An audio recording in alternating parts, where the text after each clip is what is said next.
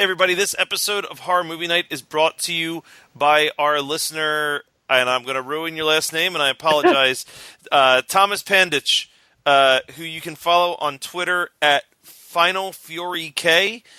He wanted us to let you know that not only is he a huge fan of Horror Movie Night, and he found us through Greatest Movie Ever, but he's also the co-host of the Greatest Movie Ever Anime Fun Time spin-off podcast. So go and check out some of the Anime Fun Time spin-off episodes featuring our listener and Patreon donator, Thomas. So thank you again, Thomas. And right now, we're going to go talk about a movie.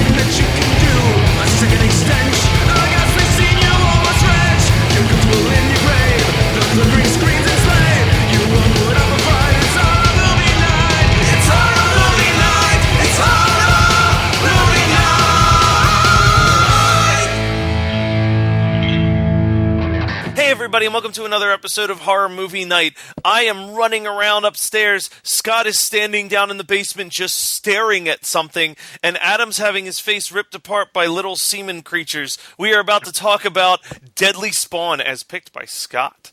Scott, first and foremost, let's address You're welcome. let's address the elephant in the room. Adam's not here. Adam's not here, and there's multiple reasons. There's the reason that Adam says, which is that he's been kind of coughing up a whole bunch of shit and can barely talk. But part of me thinks that his rage against you picking this movie was so strong that he can't even compose himself to speak, which I think he's crazy. This movie's a delight. Good, let's keep his negativity out of the shit. This is awesome. So, this movie, I wish I had more notes on it, but that's fine. So the movie kind of starts off with some people camping, and a meteor crashes. And right away I realized that no matter what format you own this movie on, be it DVD or Blu-ray or VHS, it all has the same shit quality because the production was so bad on this movie. Like, my DVD looks like a bootlegged VHS tape. Yeah, I have it on DVD too, and I bought it on DVD because I was like, oh, I got to remember this movie's obscure enough that I'm going to forget if I don't like have a copy of it to pick for the podcast. So they only have one version of this. I looked at it on YouTube too. It's all bad. I'm okay with it though. This movie though, right out the gate, I saw this movie because I was just scrolling through the Netflix horror, looking for discs to add to my queue, because I still get discs in the mail. And this cover's great. Like, cover just makes you go, what the fuck is that? Like, it's just a bunch of, like, red, vicious-looking Audrey 2s. Yes, I was thinking about it like that, too. Yeah, like, I'm like, all right.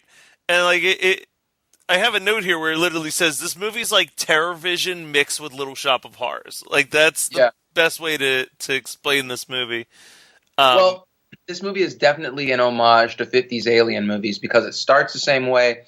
And if you were to subtract all the gory deaths, it kind of runs the same way and ends the same way. It's just like alien monsters overrunning a town and then being like found out and killed when everybody comes together. It's a pretty standard formula, and that's also why I picked it, was because I think it's really a lot cooler and more fun than it seems. When you watch it, you're just like, well, it's kind of a shitty B movie, although the creature effects are pretty fun for the fact that they probably had no money.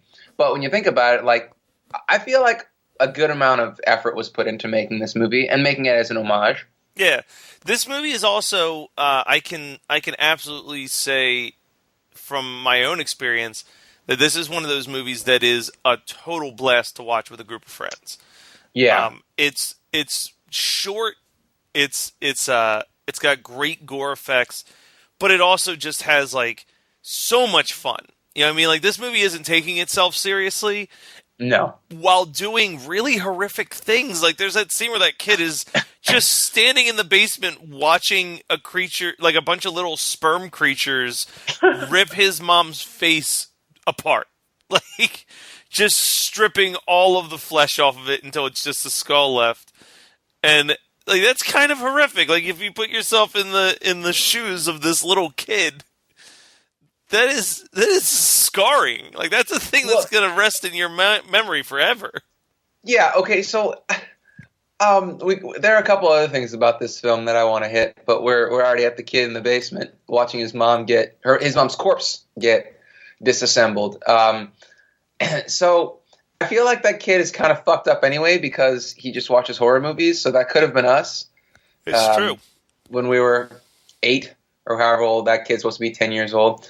I like that kid because he isn't hysterical. You know, like it would be really obnoxious if that kid was just like, wah! But I don't know.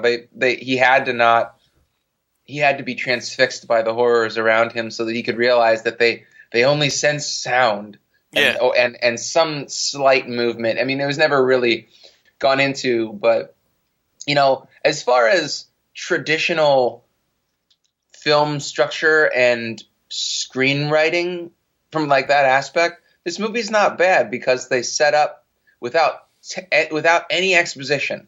Even when they dissect the little baby spawn, they don't really have a conversation about how they work. Like every other alien movie or like monster movie, they'll always have the monster on the dissecting table, and then they'll have Mr. Exposition come in, like in Piranha, and be like, well, this is from an ocean cavern that was, from the Paleolithic, whatever. So they don't actually have that. They show it, which I always enjoy. I much prefer when instead of being spoon-fed information, it's like you have one of the characters witness it, and then they use it as ammunition later.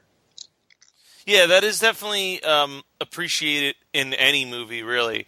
But especially like what would be seen as a schlockier B movie, it's even more appreciated because it's like, all right, well, at least these guys weren't just like fucking throwing shit at the window and hoping for the best. You know what I mean? Like they... Yeah, no, it was all... Granted, the acting is atrocious. The film quality is not good. The creature effects are decent, a bit hokey. They're great for what it is, but they're a little hokey if we're looking at other stuff that came out in 1980, I guess. But I mean, I don't think that's fair.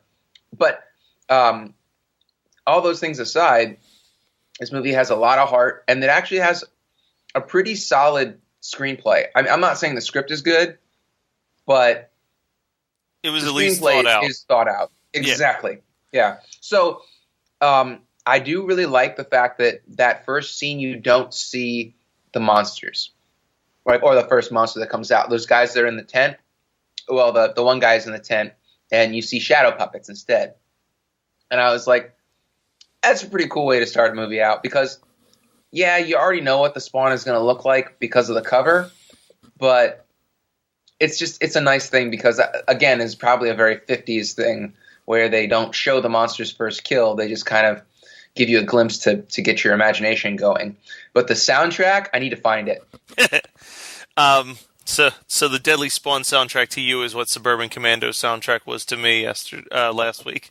Oh my God. Yeah, I mean, there's no reggae in it.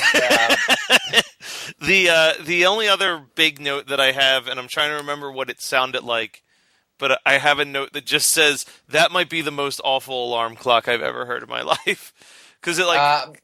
Yeah, I think it was the actual parents? Yeah. The first that woke up? Yeah. It was like, bah, bah, bah. I was like, oh no! Well, I mean, if existential dread and hatred isn't going to get you out of bed in the morning, then that alarm clock is not for you. Have you heard of, it's an app that you can get on your phone called The Rock Clock? Mm-mm. It's an app that, it's an alarm clock, but it's an alarm clock created by Dwayne The Rock Johnson. So, like, the alarm. There's like 50 different alarms, and it's like some of them are like him singing about waking up and getting your candy ass out of bed to start the day, and like other ones are just his wrestling entrance. But my favorite one is there's one that just says classic alarm, and when you click it, it's just The Rock going beep, beep, beep, beep. Did you buy it? No, it's a free download. But, but it's on your phone now. Well, it's on a friend's phone, and I'm thinking I'm going to get it. She showed it to me yesterday, and I'm like, that's pretty stellar. Don't ever fall asleep with a woman next to you and have your alarm go off, because I don't think that she'd ever want a rematch, all right? Beep, beep, beep. So, what the fuck is that? Speaking of that alarm clock, that scene has a couple really... probably the most disturbing parts of this movie. There are two things that just sent chills up my spine. One, a carpeted bathroom. Ugh. Who the fuck does that? They deserve to die, all right? Second, and way more horrific, old lady boobs. Hey, I got to take one for the team here. I'm sorry that I picked this movie. These are worse old lady boobs than elves. Oof. Yeah. I feel like we actually only had old lady boobs in our movies for like a month. So let's real quickly, I just want to go through the messages that we received around like 11:30 last night. Yeah. Let's set the stage for why Adam's not on the stage. Yeah, Adam messaged us and said, was Deadly Spawn picked by Scott, like our Scott? And I said, yeah, and he goes, Jesus H, motherfucking out of your mind on this high fucking shit Christ on a jumping cracker, Scott. And I get chewed out for my picks. Are you insane? This is like a Matt Kelly level pick. Jesus, every character's like, hey, I'm a character in a movie that's upset about monsters. This must be punishment. Like, I'm going to wake up tomorrow and you're both going to be like, got you. You weren't actually supposed to watch this. No, this is not a spaghetti pick. And also, I think Adam's being a little overly sensitive about this being like Space Invaders level bad. It's not at all. Also, Adam, when you listen to this, because you'll be the first person to listen to it, I'm sure, your picks are still shit. I love that we are more mean towards each other about our own picks than any shitty pick that a listener suggests to us. To be fair, we can't really be mean to a lot of people that pick stuff because they pay us money to review their movies. So here's the thing. Let's use the term that you haven't used in about 2 months. The wizard behind the curtain of our show. Every single time we're like, hey, Adam, we need your pick. Hey, guys, this is Matt. Hey, guys, I need your picks so that we can plan out the next month or two, whatever. And I'm like, okay, let me go to my short list. And there's like 5 movies in rotation that I'm always like, okay, I got to pick between one of these. And Deadly Spawn went out. So you guys only have downhill picks to look forward to for the rest of the year from me. So, well, I'll give you mine. And then I was like, well, I don't know.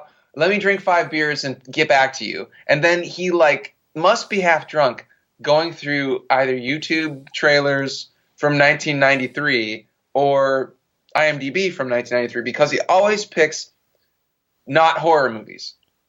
And we're always like, are you sure you want to pick that? Because, that's not really horror. And then he's like, oh, well, yeah, so-and-so, you picked this, blah, blah. I'm like, guys, just horror movies, please. Just horror movies. But he wasn't even happy when we didn't pick a horror movie, when Suburban Commando was our pick. Although we were all pretty fun and lighthearted on that episode. So I think that Adam just can't be pleased. I think that he's that boyfriend who's always slicking back his greased hair and working on his car, and we're the girl in the tulle skirts who are like, oh, I hope he comes and picks me up so we can go to the sock hop. Yeah, we're like, and he never does. And we're like, Adam, please come in, let's hang out. He's like, sorry, bro, I'm working on my carburetor. He's like, that's what life is all about.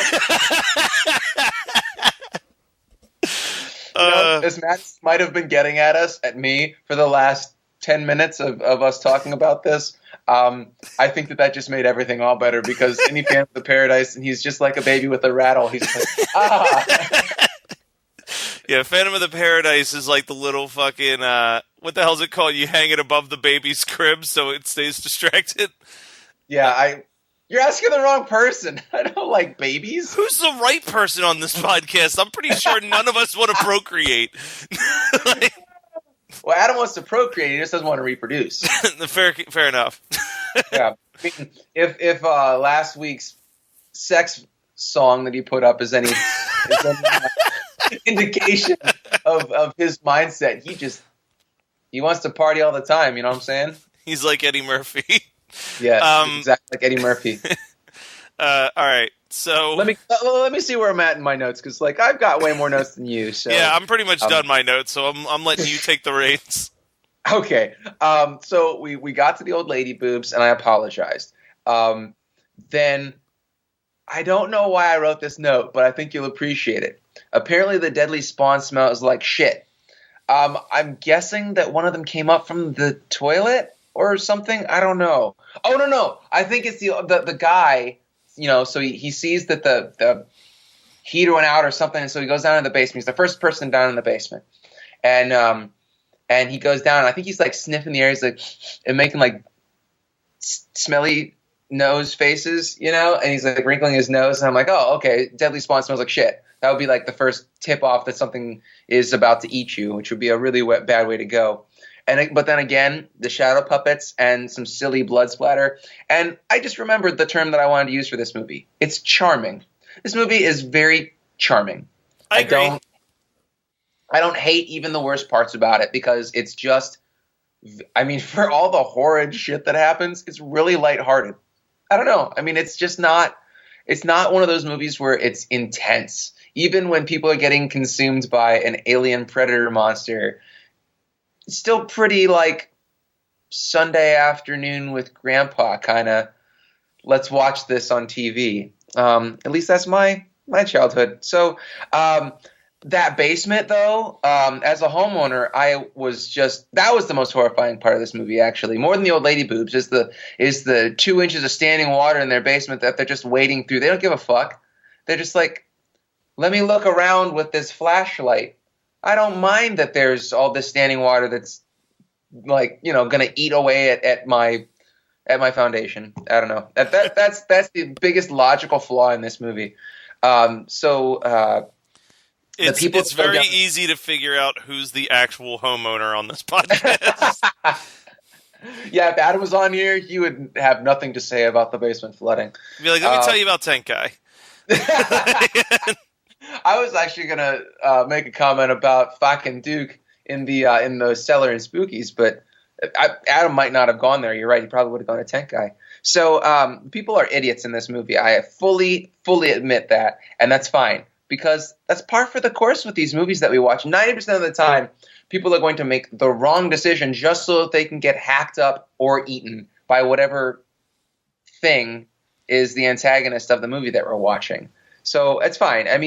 Even the logical leaps that these people make before they move in this is not nearly as bad as St. Francisville Experiment, which was not technically my pick, but I alley-ooped it for someone else. So I don't really – my track record is kind of being laid bare as questionable right now. Yeah, you were definitely a major assist on one of the worst things we've ever discussed. No, listen. It's not Space Invaders. Nothing will ever be Space Invaders. I disagree. I would say St. Francisville. You picked Space Invaders. No, even if I picked Space Invaders, there was things that happened in Space Invaders which I can't say about St. Francisville Experiment. Didn't some people get assaulted by a horny ghost in that movie? I don't know. No, there was a ghost fart. Or there was a fart. That was the pinnacle of Sorry, guys, that was me. Yeah, I would say that, yes, Space Invaders, you guys hate it, but at least there was, a plot and things happened, which, again, is still more than I can say about St. Francisville Experiment or Primal. Those are... Okay, Primal. Well, no, Primal's not even as bad as St. Francisville because in Primal, people actually died. Yeah, Some things did happen. Nobody died in St. Francisville. yeah. Like there's been like a handful of movies that have been like, why are we watching? Like I'll be like sitting there watching it, and I'm just like, no, anything. Like please, fucking anything happen in this movie so I can write a note down. Well, to our credit, even when we pick bad movies, it's not as bad as when some of the people on Reddit Horror Club picked bad movies and then we had to discuss them. Oof. Yeah, we should. We had some real stinkers. One day, we're just going to start. I feel like we just need to release some of that back catalog as bonus episodes, whether it's a great episode or not, so that listeners can understand what we went through. the flames that forged Horror Movie Night. Yeah, Reddit is like Mordor, I guess. Which I do want to real quickly take advantage of us bringing up Reddit Horror Night, Reddit Horror Club, and giving a quick shout out to our Horror Reviewed, which was created kind of out of the charcoal pit that was Reddit Horror Club, and it seems to be doing really well. It was actually picked as the subreddit of the day earlier this week. So, oh, that's awesome. Yes. I haven't visited yet, but I want to. It's just literally a group of people writing reviews on the horror movies that they just watched, and that's it. Like, they just write a text review, and then there's maybe like 5 or 6 people that comment back and say like, hey, I disagree, or like, oh, this sounds good, let me go check it out. But, I mean, it's got like constant content. Like, it's like something new getting posted there every like 2 to 3 hours. So, wow, that's crazy. yeah, so they're definitely they're doing a lot with the little baby P that created this podcast. So that's I've told them that I wanted to give them a shout out, and this seemed like the best time actually. So back to Deadly Spawn.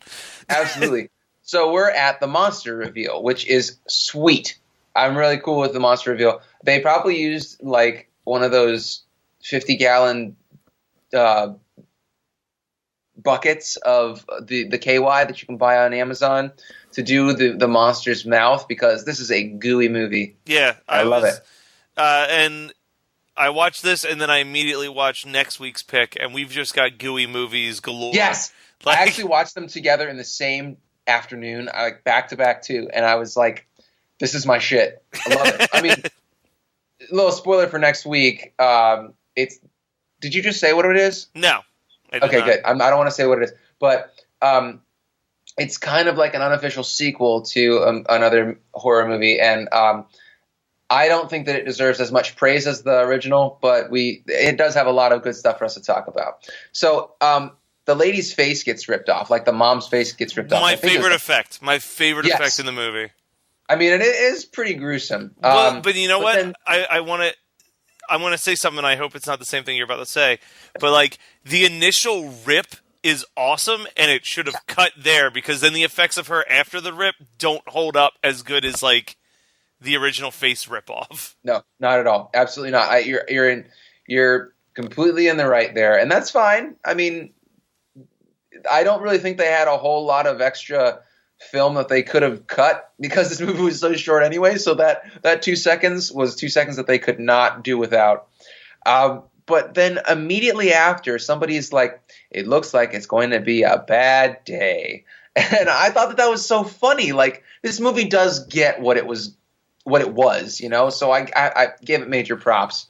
But then people just get eaten left and right. And it's not even the middle of the night. So this movie like takes no prisoners, and the monster has no motive. It's just hungry and wants to like pop off little baby versions of itself. So then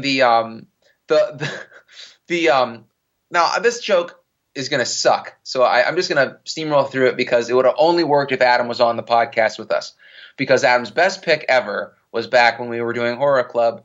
I think it was the first time that we had him on. We discussed brain damage, right? I don't remember if he was on the show or not, but yes, continue. Okay, so I was like, "Oh, these baby spawns are eating paint. That's a good way to get brain damage." And I was like, "Oh, that's such a fucking funny joke." But it's not really. Like, I'm pretty deflated right now. I mean, I tell a lot of bad jokes on this podcast. Everybody knows it. I know it. But at least this one I can admit. I could have passed over it. I could have. But I just want Adam to know that I was thinking about him while watching this movie, not in a like, haha, fuck you, I made you watch this piece of garbage kind of movie. But the vegetarian lunch where all the old ladies get eaten, that Spawn. First of all, the Spawn hates lettuce. You know, I don't remember where it comes up, like from the sink, or I don't remember where that baby Spawn is coming from. But it like pops out of the lettuce and just goes like, rah! I'm like, oh, it hates lettuce. But then they all get eaten or attacked, and it's pretty disturbing that these old ladies are faking having these little creatures on their legs and necks and faces. And I was thinking about it. This is like the most morbid thing that I thought about with this movie was, I bet that this was the last movie that most of these women were in. Yeah, but if it makes you feel any better, it's possibly also the first movie that most of these women were in. Oh, well, there you go. Matt, Silver Lining Kelly. Right there. So I was pretty sad about the cute brunette dying because I forgot. This is only the second time I think I've watched this, maybe third, but I always seem to forget that the brunette dies because it's like everybody dies, or it goes insane more or less. I thought I had a note about when the blonde shows up because she has this really shitty line, but she's like super cute too. And I was like, damn it, I didn't write it down. But yeah, like pretty much everybody dies, or more or less dies, or is kind of insane. And then you get the Night of the Living Dead ending where you got posses rounding up all the monsters and killing them. But then you have the Scooby-Doo ending, kind of, where an entire mountain is the original Spawn. So, I mean, I don't know how I feel about that ending. You tell me. Yeah, I think that it's appropriate to what you were saying. This is like a modernized version of, a 50s sci-fi movie, and I feel like the 50s sci-fi movies, depending on what era they were made, always did have that, like, everything's safe except that there's something worse. Yeah, I guess that it probably is right in line with everything else, every other decision they made in this movie. But also, one thing I wanted to say was that kiss that nerdy dude and nerdy girl, brunette girl, had was pretty painful to watch. That was nerd kid sex about to happen, and then they like got interrupted or whatever. But that was a pretty painful looking kiss. I don't think that they really enjoyed themselves while they were doing that scene. Yeah, no, that definitely was like probably like two really good friends who are doing this movie as a favor, and he's like, kiss. Like, wow, which sounds exactly like something that would have happened in next week's movie. Kiss. In your. All right, so that's you can cut that. So that's Deadly Spawn, and let's talk about what did we watch this week. Did you watch anything that is noteworthy that you'd like to bring up this week? Yes, I have one film that I've finally watched, and I might have touched on it a couple weeks ago. I can't remember, but I finally finished, like last night in the middle of the night. I finally finished Suicide Squad. It took me 10 days to get through that movie. I think, like, it was so bad. It was Fantastic Four with Jessica Alba level bad. I mean, I haven't seen the Fantastic Four that they came out with like last year. I think you did, right? Yeah, it's pretty bad. Yeah, this is probably worse than that. Like, so bad. And I mean, I know I had moderately low expectations for it, but every decision was so bad. Like, every screenwriting decision was so bad in that movie. I hated every single, like, edgy revamp of every character. Like, Deadshot does not need to talk gangster. It was really dumb. I don't know if that was Will Smith's idea or what. Like, I have no problem with Will Smith playing him, but the script was just god-awful. Harley Quinn was so obnoxious, and she's a great actress. I mean, she gave it her all, I guess, but, man, it was really difficult to make it through. And then, like, I don't want to give away any spoilers for anybody that wants to punish themselves by watching it, but there's a character that sacrifices itself near the end to like defeat a thing, and the line is like, I lost one family, I'm not going to lose another. I'm like, you don't like any of these people. You have had no bonding experiences in this 6 hours that you've been in a destroyed New York City downtown. You haven't defended anybody else through the whole thing. It's so shitty and shoehorned. It's unwarranted and unearned, basically. Absolutely, but I'm offended by how poorly this movie was written, because Batman versus Superman was bad, but this is just another level of bad. It was like, I want to tell people to get their money back if they went to the movie theater to see it. And I even watched the extended version, so I heard bad things about Batman versus Superman, and I talked about this. I waited until the extended version was available, director's cut, whatever, so I could watch it. And it wasn't as bad as I was expecting it to be. It wasn't great by any stretch, but it was watchable and it was coherent. And this movie is just shit. And the villains are incredibly overpowered. There's no fucking way that a guy with a gun, Deadshot, would ever be able to take on gods. And then when they're defeated, because obviously they get defeated, that's not a spoiler, it's by a bomb? Just stupid bullshit. I'm very annoyed with that movie. All right. So that was like, if we wanted some negativity in this podcast, this episode, Adam's not here. I just took one for him and told you about how bad that movie was. All right. So I have a few quick things. One thing that I'll talk in depth about, and then the other two are just kind of quick mentions. I finally watched Stranger Things. You're welcome. Yeah, it was pretty great. I also watched the newest Blair Witch movie that came out. Oh, yeah. It was okay. That's the extent that I can give for it, is that it was okay. It wasn't awful. I've heard people say it's like the worst thing ever. It's not. It's fun enough. It's just not great. But the movie that I watched this week that I had so much fun with, and I know I'd seen it prior, but I guess I had really forgotten a lot about it, was Darkman. Oh, that movie rules. That movie is so much fun, and then I watched the sequels, and it's like something sucked all of that fun out almost immediately, and I think it's that Sam Raimi direction is gone. Sam Raimi didn't direct any of the other ones? Because I only watched the original. Yeah, no. So, all of his crazy editing is gone, and it's a different actor playing Darkman than Liam Neeson, so it's the two things that really make the first Darkman work are both gone. So they become really, there's just, I don't know, the sense of fun is gone almost entirely by the time you get to Darkman 2. And that's the thing, is that you can't have those movies not be fun, because they're kind of a chore otherwise. Yeah, and that's what I mean.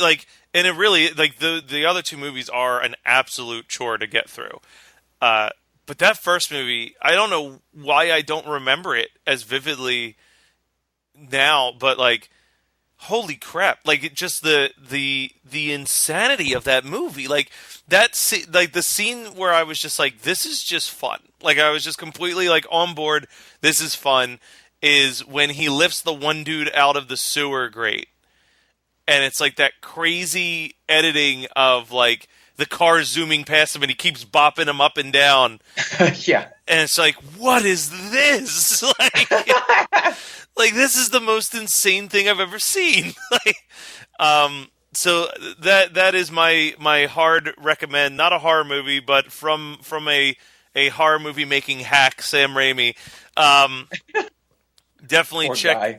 Yeah, well, I'm sure that the 400 to 500 people that listen to our show won't be besmudging his great name to a major level here. You better not. But anyway, That was 1983's The Deadly Spawn, as picked by Scott.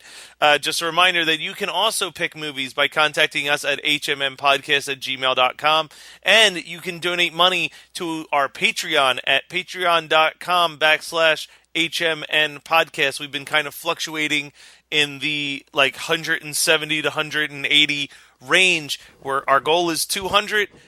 Which, we're not asking for anybody to give us $20, $30. I mean, some of you have. But if you just get a whole group of people to throw $1 our way a month, that goes a long, long way for us to allow us to continue to do conventions and stuff like that. Right now, we definitely have our convention coming up in March, and I am working hard at trying to get us a live show that same week. Because I'd love for us to do a live event. So I've contacted a few venues, and if it happens, it happens. If it doesn't happen, it doesn't happen. That's fine. But it is something that we are, again, working towards for the greater good. For the greater good. For our egos. For our egos. Now, are there other places, perhaps, that people can listen to us, Scott? I know that there's a thing called iTunes, I believe it's pronounced. I believe that is the pronunciation, but, I mean, any listeners that want to call me out, please do.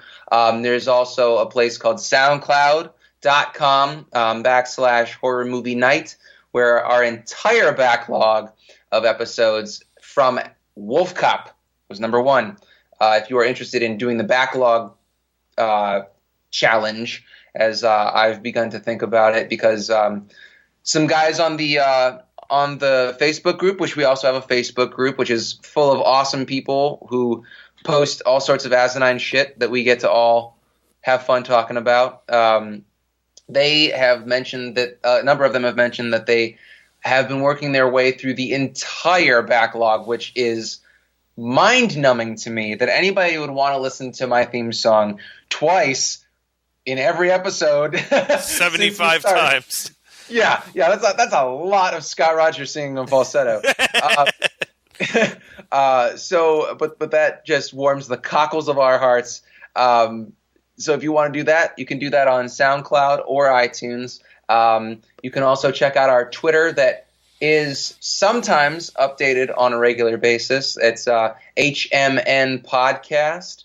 And is that everything, Matt? I don't know. I think we got pretty much all of it, guys. We love all of your support.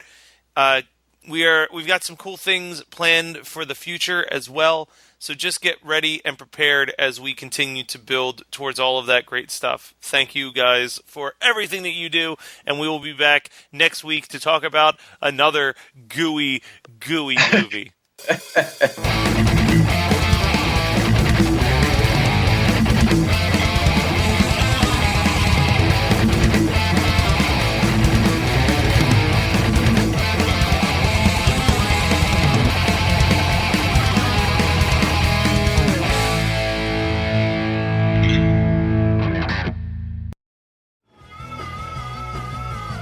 You're listening to the Geekscape Network.